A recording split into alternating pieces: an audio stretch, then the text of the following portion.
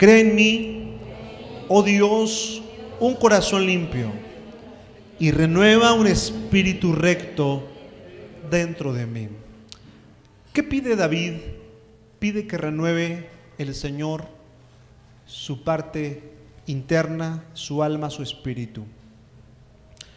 Hace algunos días veía una noticia que me conmovió demasiado. En Brasil, un matrimonio joven, estaban esperando bebés, se enteraron que tenían, la mujer dentro de su vientre esperaba cuatitos, pero una mañana despertando se dio cuenta que su esposa estaba convulsionando y estaba vomitando. Inmediatamente la llevó al hospital. Después de muchas horas de la labor médica, el diagnóstico fue que ella tenía muerte cerebral y que por obvias razones los bebés estaban corriendo un peligro inmenso, porque en el momento que ella dejara de respirar, los bebés también iban a perecer.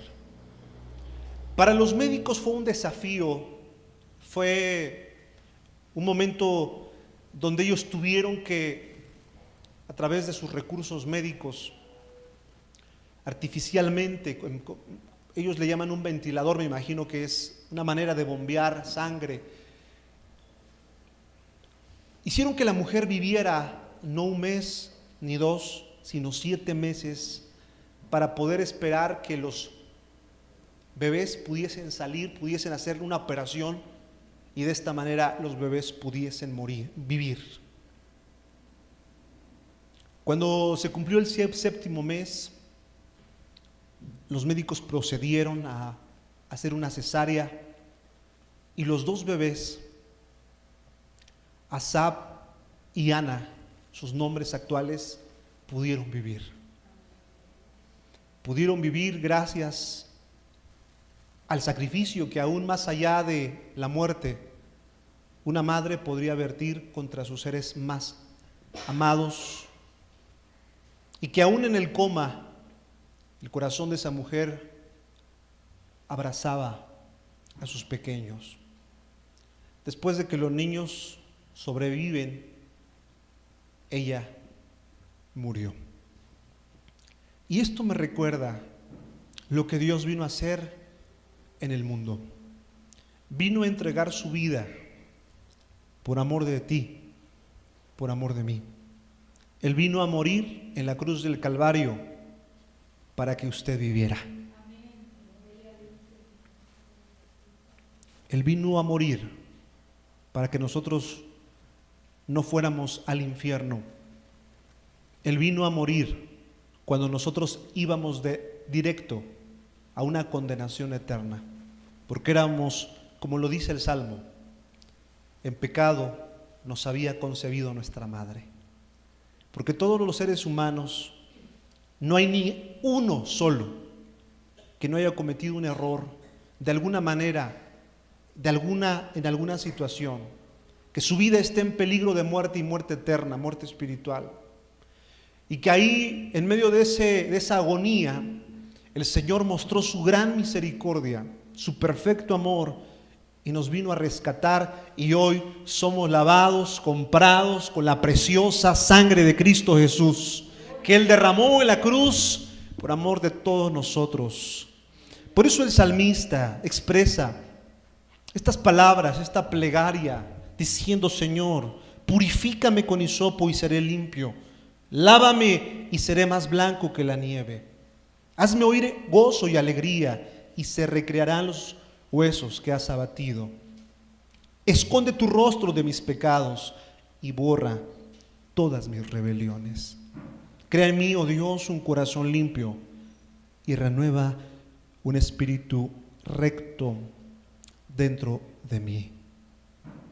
La Biblia le llama a David un hombre conforme al corazón de Dios. De hecho, es el único personaje al que se le da este título tan elevado, conforme al corazón de Dios. ¿Qué quiere decir esta frase? Que era un hombre que pudo agradar a Dios. Y cuando nosotros nos situamos en la historia, 1000 años antes de Cristo, ¿Qué tipo de gobierno, qué tipo de vida tienen estas personas? ¿Cómo se rigen ellos? Ellos tienen la ley y su vida se rige conforme a la ley. David había cometido un pecado que la ley demandaba justicia, ese ojo por ojo, ese diente por diente. David tenía que pagar con su propia vida lo que había hecho. Porque no solamente adulteró físicamente, sino que también se volvió un asesino. Cuando se dio cuenta que la mujer que había tomado, Betsabé, estaba encinta, David maquinó muy dentro de sí: borraré este pecado. Como muchas veces nosotros pudiésemos maquinar: voy a maquillar, voy a esconder, nadie lo sabrá.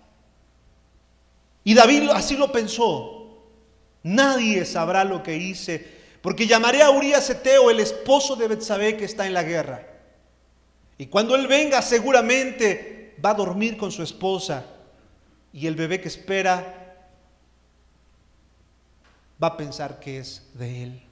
Pero como Urías Eteo era un hombre honorable, era un hombre respetable, cuando llegó de la batalla a darle informe al rey, escuchando que el rey le dijo: hombre, vete a tu casa y lava tus pies, descansa, vienes de la batalla, vienes de la guerra. Lo despidió, hasta le hizo una gran cena, una comida. Urías, cuando iba camino a su casa, pensó dentro de sí: ¿cómo voy a ir a la guerra?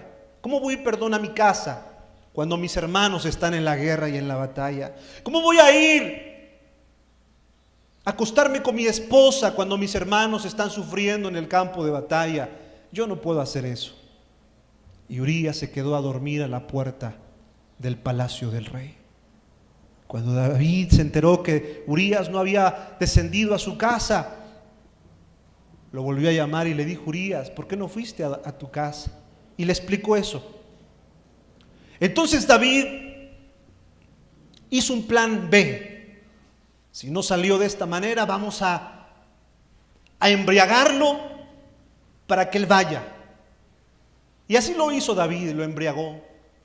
Pero ni aún así pudo lograr que Urías descendiese a su casa. Entonces fabricó un plan C. Voy a matar a Urías. ¿Cómo lo voy a matar? Lo voy a enviar con el general del ejército y que éste lo ponga al frente de la batalla. De hecho, escribió una carta y la selló con su anillo, el anillo real. Nadie podía leer esa carta. Y en la carta decía: ponme a Urías Eteo en lo más recio de la batalla, y cuando esté lo más recio, aléjense de él para que él muera. Causa indignación escuchar esto. Pero ¿cuántos de nosotros hemos cometido ese tipo de actos en la vida? Se oye cruel, se oye duro, pero ¿cuántos de nosotros, cuando hay que pelear las batallas espirituales, preferimos la comodidad, preferimos lo fácil, preferimos una vida sin compromisos, preferimos una vida sin Dios? Urías recibe la carta en sus manos, la carta de muerte, la carta que decía que él iba a perecer, y la llevó al general. Imagínese la cara del general Joab cuando Urías le entrega la carta: mi señor Joab, le entrega al rey este papel. Y Joab abre aquel documento, aquel pergamino, y lee. ¿Cómo habrá visto Joab a Urías? Lo vio, veía la carta, veía su cara, veía la carta, veía su cara. ¡Qué experiencia tan dura! Pero la palabra del rey no podía ser cuestionable. El sello del rey no se podía alterar ni mover. Se tenía que cumplir lo que el rey decía. Y si el rey mandaba matar a alguien, lo tenía que hacer el general, y no había objeción ante ello. Y así lo hizo Joab, mandando a Urías al frente de la batalla. Y cuando se vino lo recio de los enemigos, mandó a que el ejército se separara de él para que Urías fuese asesinado. Entonces David pensó: lo he logrado. Betsabé está sola y ahora sí, muerto el perro, se acabó la rabia. Pero no sabía que había una demanda de Dios, que había una voz de Dios que clamaba la sangre de Urías heteo. No sabía que había una ley que decía ojo por ojo y diente por diente. ¿Cuál era la paga de este pecado contra David? ¿Quién me quiere ayudar? La muerte. Vino el profeta Natán y le cuenta a David una especie de cuentito, de parábola, de metáfora, diciendo: ¿cómo ves, rey?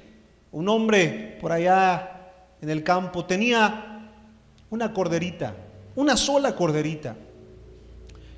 Y otro hombre que era dueño de muchos rebaños le quitó su corderita,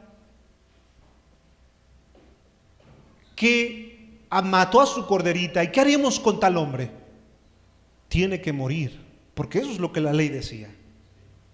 Entonces Natán lo miró y le dijo: David, tú eres ese hombre.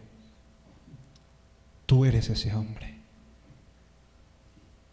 Cuando nosotros leemos el Salmo 51, encontramos un título.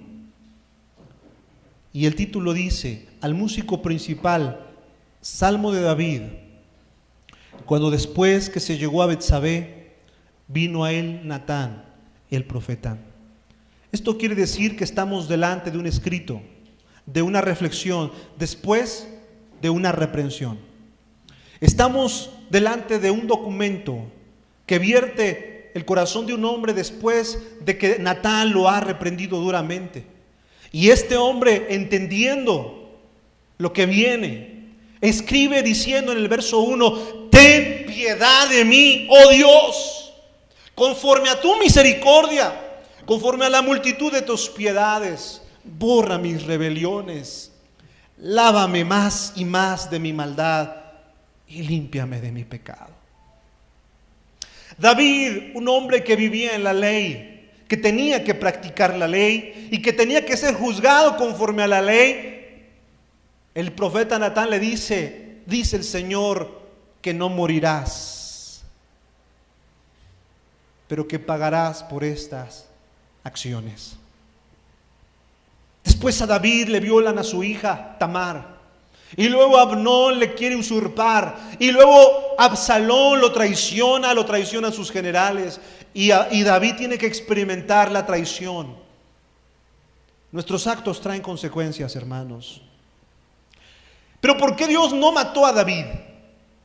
Porque David nos enseña algo muy importante. Que un hombre que vivía en la ley pudo experimentar la gracia de Dios y la misericordia de Dios. Porque él dice estas palabras en el versículo 17: los sacrificios de Dios son el espíritu quebrantado, al corazón contrito y humillado no despreciarás tú, oh Dios. ¿Cuántos quieren acercarse con un corazón contrito y humillado? En la ley David tenía que presentar muchos sacrificios. Tenía que matar muchos corderos, bueyes. Tenía que presentar un sacrificio por el pecado que había cometido. Pero David comprende y entiende que más que los sacrificios de macho cabrío, de animales, es el corazón humillado, es el corazón quebrantado. David encuentra misericordia de parte de Dios. David sabe que tiene que morir, pero al no morir le dice: Señor, entonces vuélveme el gozo de mi salvación y espíritu noble me sustente.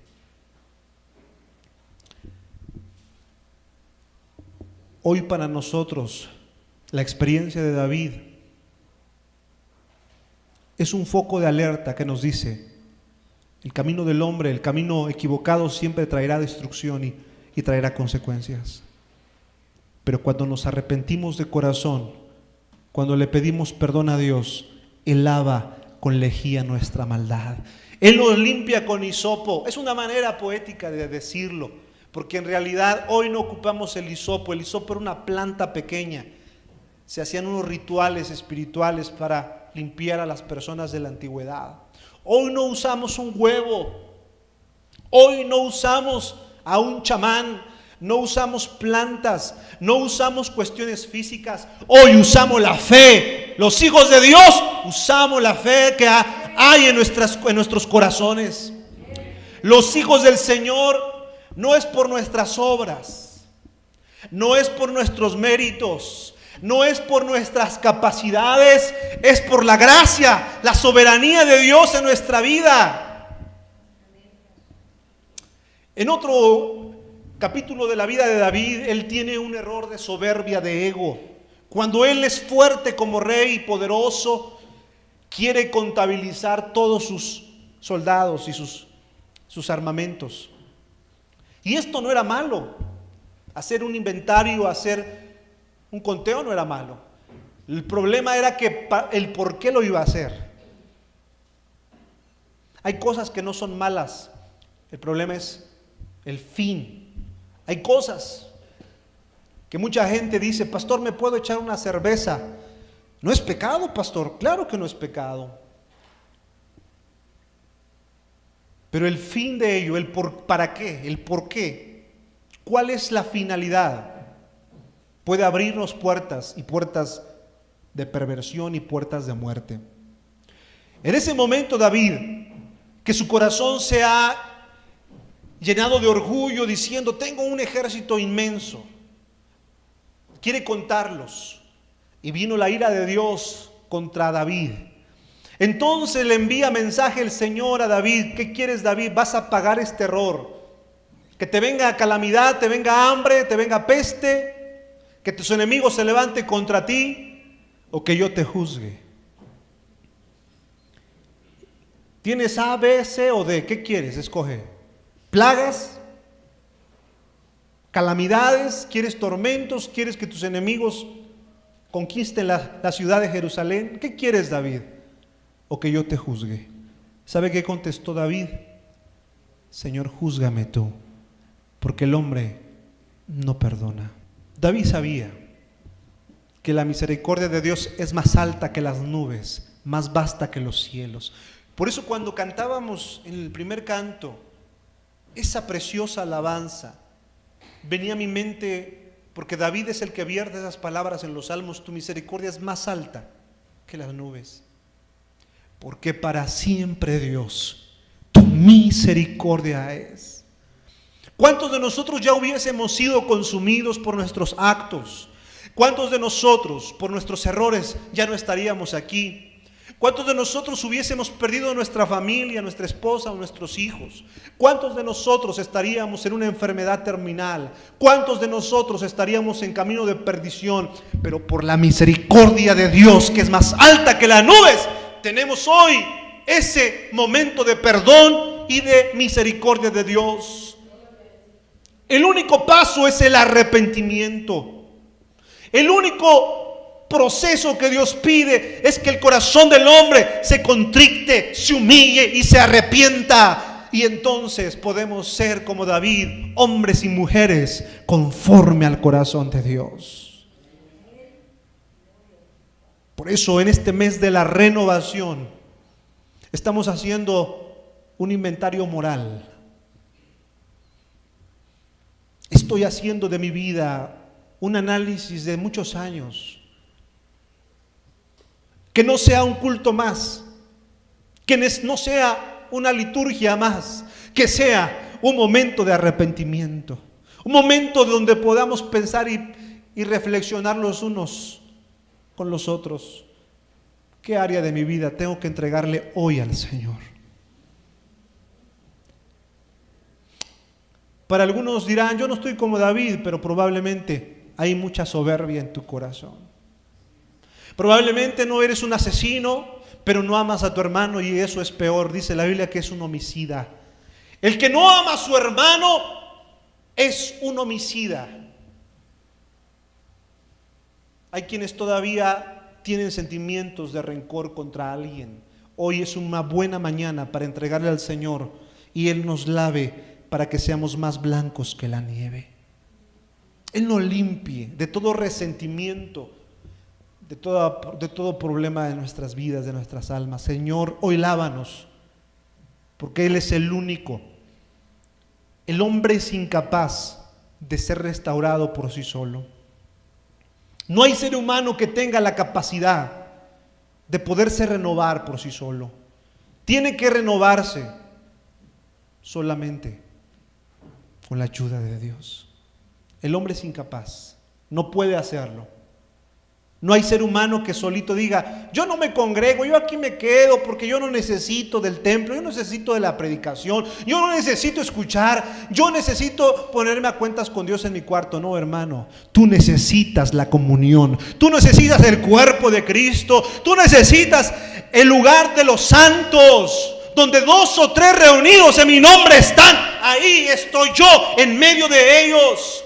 Cuando el pueblo del Señor se reúne, cosas maravillosas pasan. Cuando la iglesia de Cristo canta, renuévame, Señor Jesús. Ya no quiero ser igual, hermano. Viene un mover y un fluir del Espíritu Santo sobre nuestra vida. ¿Cuántos lo sintieron hace un momento? Cuando nuestro hermano Marco nos llevaba en alabanza y ministraba, creo que todos sentíamos un quebranto en nuestro corazón. Señor, renuévanos. Ya no quiero ser igual.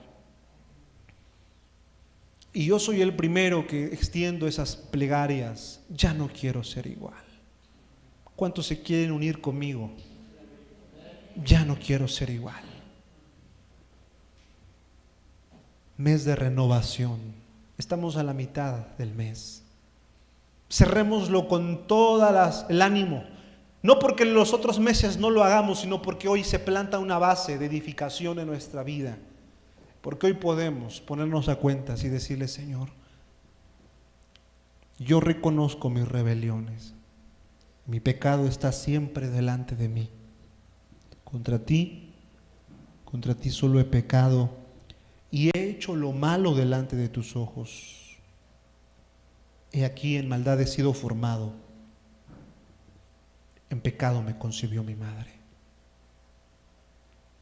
Aunque nuestros padres hayan tenido graves errores con nosotros, aunque tu padre y tu madre te hayan abandonado, Dios puede renovar y sanar esas heridas del alma.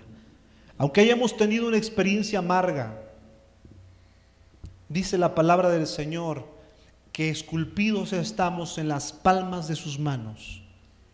Yo voy a ir finalizando. No hay nadie en esta tierra, en este mundo, que por sí solo pueda ayudarse. No hay alguien aquí. Tenemos que venir delante de su presencia y decirle, Señor, yo reconozco.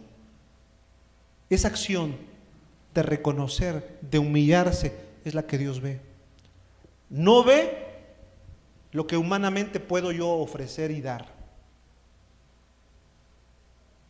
¿Cuántas veces pensamos que por propios méritos podemos tener algo de parte de Dios? Y es imposible.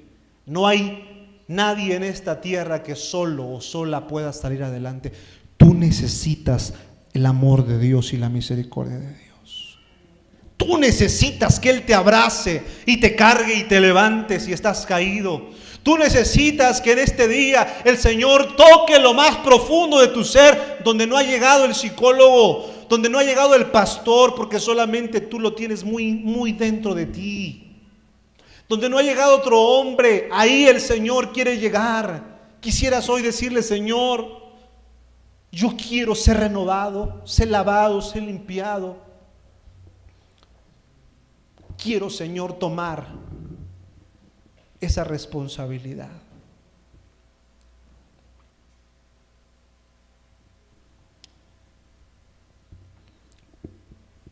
Quiero, Señor, tomar en mis manos hoy y ejercer con un corazón humilde una decisión. Ya no quiero caminar así, Señor.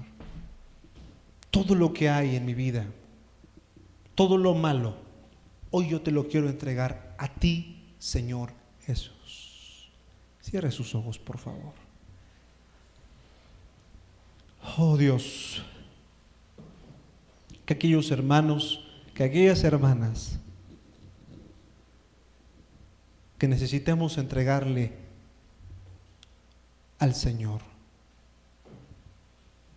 algo muy interno, como David lo estaba entregando en el Salmo 51, también usted y yo podamos entregarlo al Señor. También usted pueda decir las mismas palabras. No es por tus fuerzas, no es porque hoy te levantaste de buenas o de malas, es porque más allá de nuestras acciones hay un perfecto amor de Dios que se quiere manifestar en este día. Él te ve desde que estabas en el vientre de tu madre. Él te formó con una exactitud. Él te miró, querido hermano. Usted es digno delante de Dios. Usted es una mujer, usted es un hombre de Dios.